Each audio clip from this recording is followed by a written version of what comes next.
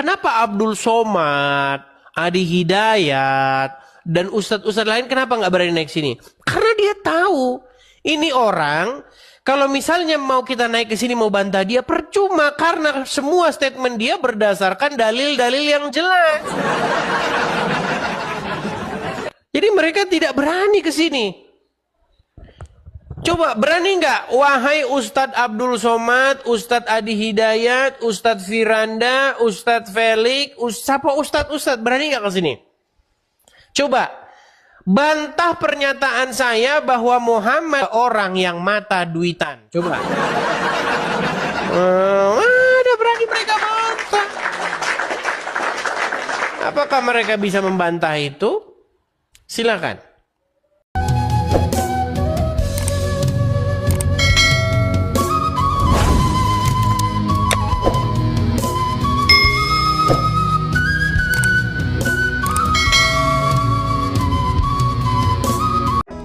Sebentar, tenang dulu. Ini saya nampaknya lupa ingat. Fajar, ini kamu bukannya yang dulu dari Muslim pindah ke Kristen? Ya, betul. Oke, gimana kabarmu Fajar? Kabar baik bang, dan aku ada kabar sukacita. Ada satu orang santri yang murtad juga terima Tuhan Yesus malam hari Puji ini. Tuhan. Saya mau konfirmasi dulu nih Bu.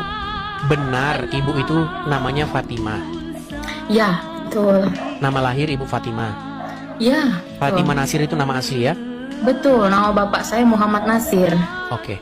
Bu, coba Bu, saya mau tanya dulu nih Bu. Karena di sini kita nggak boleh bohong-bohong. Kalau bohong, langsung kami tendang keluar. Tidak boleh di sini. Boleh nggak kami membuktikan bahwa benar, bisa ngaji? Coba, kami pengen dengar. Coba. Boleh. Surat Al-Ikhlas saya. Silakan. Ya. Qul huwallahu ahad, Allahu samad, lam yalid walam yulad, walam yakul lahu kufuwan ahad. Coba yang lain, Surat Ya, yang pendek-pendek kalau doa makan. Silakan Ya. doa makan. Doa makan, Allahumma barik lana fima razaqtana wa qina azabannar. Kalau doa buka puasa, Allahumma lakasumtu wa bika amantu wa ala rizqika aftartu bi rahmatika ya arhamar rahimin. Sah, ini muslimah, betul. Lalu bagaimana ceritanya kok bisa jadi Kristen? Nah, jadi saya tuh bukan dari orang mampu. Jadi setelah lulus SMP itu mama kan janda 3 anak. Jadi disuruh untuk mama tuh cuma jual dedak gitu. Dedak tahu kayak makanan ayam. Jadi apa namanya nih? Mama bilang mama ada janda nggak bisa kasih sekolah kalian 3 orang. Lalu lulus SMP, mama sudah suruh saya nikah. Cuman saya bilang saya masih mau sekolah. Akhirnya saya berantau lah ke kota. Saya di Kalimantan. Lalu merantau di kota. Satu kota, lalu ada satu keluarga dia memang majelis di masjid gitu, istrinya PNS, jadi diangkatlah saya nih sebagai anaknya tapi ikut bantu di situ. Lalu apa ya intinya mereka mungkin karena ada masalah gitu, mungkin sering bilang cerai gitu, jadi saya merasa nggak damai hati saya gitu. Lalu ketemulah sama tante saya ini saudara mama saya, jadi mama saya itu dulu murtad, mualaf sorry. Ketemu sama bapak saya, betul. Bapak saya ini Bugis, betul. Ketemu tante. Tante ini Kristen. Nah memang mereka sederhana gitu, hidup mereka apa adanya gitu. Lalu dia ketemu saya, lalu saya berjilbab, saya SMA berjilbab, lalu dia kasih satu ayat sama saya, Yohanes 14 ayat 6 itu gitu. Jadi akulah jalan dan kebenaran dan hidup itu. Tidak ada seorang pun yang datang kepada Bapa kalau tidak melalui aku. Jadi karena itulah saya kok ini jawaban yang berapa tahun lalu saya cari gitu. Jadi hanya satu ayat itu sih itu yang sepertinya langsung berubah hidup Anda ya. Betul. Akhirnya Anda meninggalkan agama Islam lalu akhirnya menjadi seorang Kristen di usia yang sangat muda itu ya. Betul. Oke. Ya, ceritanya. Menurut Muhammad, setan itu ketika dia turun dari surga, dia kencing. Setelah dia kencing, tumbuhlah pohon tembakau. Nah, itulah asal-usul pohon tembakau menurut agama Islam. Anda percaya itu? Percaya. Di dalam pernyataan Muhammad yang lain, penyebab orang bangun kesiangan atau tidak sholat subuh karena setan mengencingi telinga orang tersebut. Betul. Nah, ketika setan kencing di telinganya, kemana pohon tembakaunya? Itu biar kita nggak merokok, Bang. Oh iya dulu, mana pasir? Iya. Mana pasir nih, saya mau guling-guling nih di pasir nih. Iya benar. Nah, jadi maksudnya gini abangku, biar jangan sampai kita nggak bangun subuh, jangan sampai dikencengi setan, kita harus bangun subuh. Ya sudah, kalau orang yang telat gimana? Ya dia minta ampun aja sama Allah. Maksudnya jangan sampai lagi kesiangan gitu, Bang. Mana pohon tembakaunya di telinganya kok nggak ada? Udah dilepaskan, udah dilempar. Oh, udah dilepaskan. Jadi Hayyalan saja. maknanya begitu, Bang. Maknanya tadi. Jadi jangan sampai Hayyalan saja. kita harus bangun subuh gitu, abangku. Hayyalan saja. Nah, Perhatikan. Nah, bentar, saya kasih tahu siapa Sin sesungguhnya.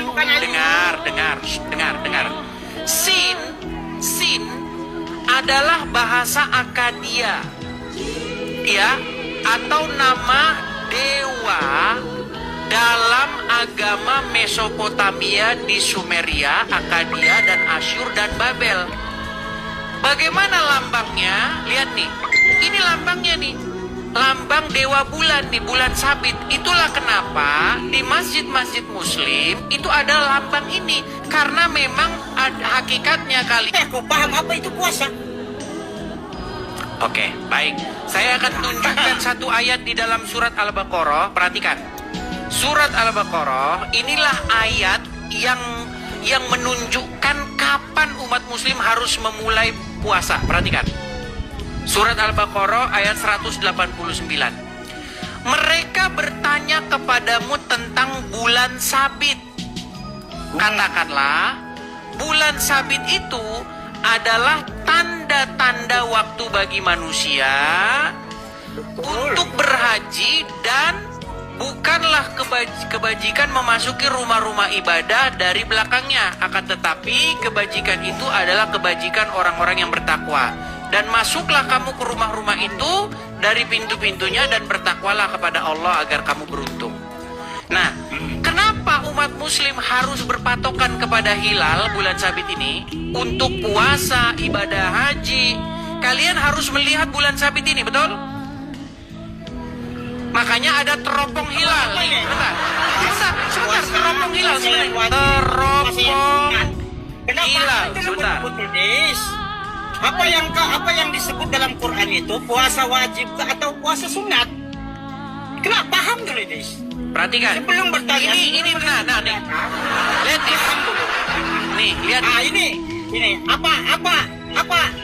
Loh, ini orang muslim ketika mereka ingin meneropong hilal. Sebentar ya, teropong hilal. Makanya umat muslim ketika ingin memulai bulan puasa, mereka harus teropong dulu nih. Apakah hilal sudah kelihatan? Apakah bulan sabit sudah kelihatan? Ka'bah. Oke. Ini apa ini? Apa itu, Dis? Ini apa, lambang apa? Lambang bulan. Iya, bulan sabit. Makanya kali yang ditanya arti Yasin. Yasin itu sampai hari ini orang Islam tidak tahu itu apa. Makanya di dalam Al-Quran ada banyak sekali kosakata yang orang Islam sendiri tidak tahu. Bukan hanya orang Islam tidak tahu, Muhammad bahkan tidak tahu itu apa. Aduh, gimana?